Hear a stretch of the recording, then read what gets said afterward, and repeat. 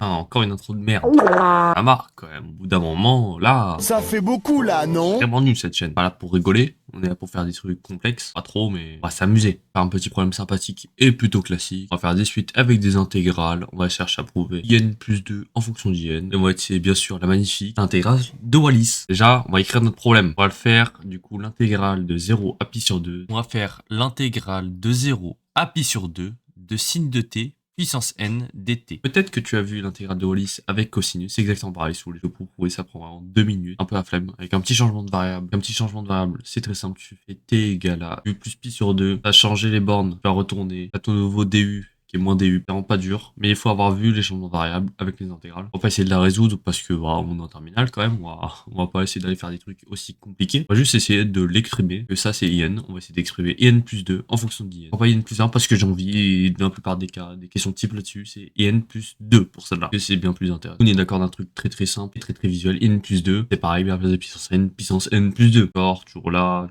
aucun souci, pas de problème. On va donc réécrire ça de façon à voir plus facilement comment on va faire l'intégration par partie pour exprimer IN plus 2. Qu'est-ce qu'on pourrait faire? Par hasard, est-ce qu'on pourrait pas écrire sinus de t ou sinus de t dans n plus 1? Là, c'est la même chose et je pense que ça va nous aider. Hop, je vous écrit la petite formule avec ici, on garde les 0, les pi sur 2. Et puis à la fois, j'ai réussi à trouver comment on fait pour afficher en haut et en bas au lieu d'écrire un vieux A. Voilà, c'est magnifique, je voulais me féliciter pour ça. Applaudissez. Merci pour ce vent. En réfléchissant, en se posant devant le problème, on voit qu'on a un terme n plus 1, un terme normal. On va faire la méthode pour intégration par partie, L, rythme népérien, polynôme, exponentiel, trigo. Ah, trigo en dernier. Mince, que de la trigo de partout. Ça va être très simple. Le premier dérivé, ça sera celui avec le n plus 1. Parce qu'on va retomber sur du IN. Du coup, si on retombe au degré n, on pourra par peut-être pur hasard retomber sur ce qu'on a tout en haut. Hasard! Quelque chose fois ça. Et du coup, on pourra réexprimer IN. C'est ça qu'on va dériver. Là, pourra être au rang n. Ça devient à la puissance n, ça va être beaucoup plus simple. Si on dérive l'autre et qu'on intègre sin t puissance n plus 1, ça va pas nous aider. On va le faire. Étant donné que du coup, nous avons pris v est égal à sinus t n plus 1 et sin t est égal à u', on va faire la primitive de sin de t. Alors, soit vous connaissez, soit sinon vous faites un petit cercle. Faites le cercle trigo. Vous savez où sont vos cosinus? Sinus, axe vertical. Là, nous sommes à notre sinus. Nous sommes ici. Alors, comme parce que nous sommes en plus sin. Et pour intégrer, c'est très simple. On va dans le sens anti-horaire, à gauche du cercle trigo. Du coup, nous sommes à moins cos. Et si on veut dériver, on va dans le sens horaire. On est à plus cos. Si nous sommes dans le cas où on intègre sin de t, on aura moins cos de t. On a fait la primitive, on sait que c'est moins cos de t. Du coup, à gauche, pas de souci. On écrit tout comme on veut. Problème à droite. On va dériver sinus dans n plus 1. La dérivée de u puissance n, c'est u', u puissance n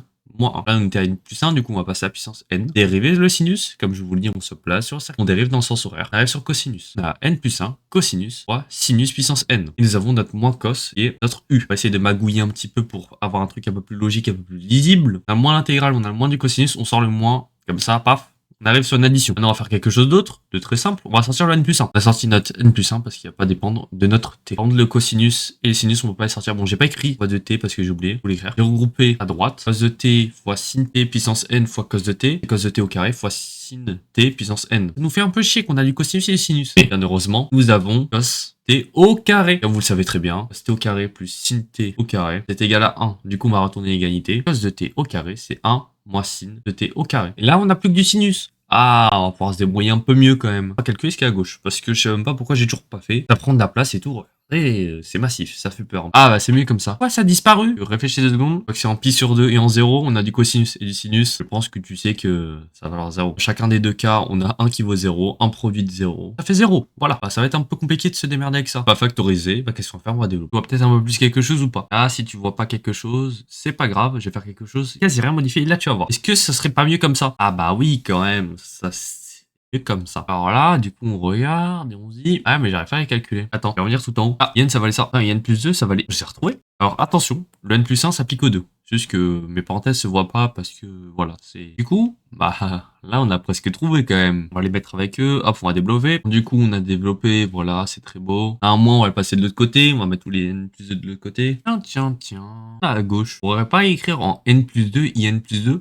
Juste par hasard. Est-ce qu'on n'aurait pas presque fini? On divise par N plus 2. On a bien exprimé IN plus 2 en fonction d'IN. Je crois que tout est réglé. On peut se féliciter.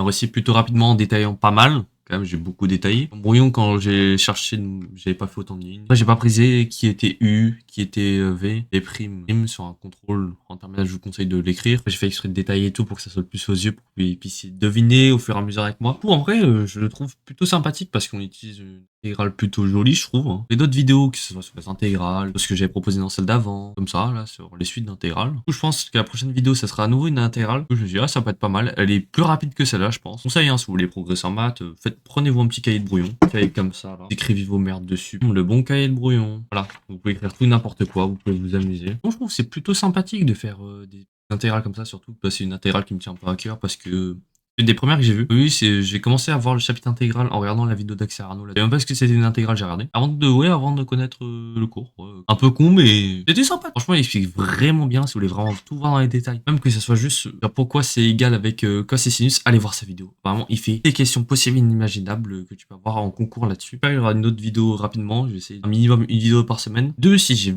pas mal de temps. En fait plus, c'est que je suis le goat et que je suis on fire. Merci d'avoir regardé.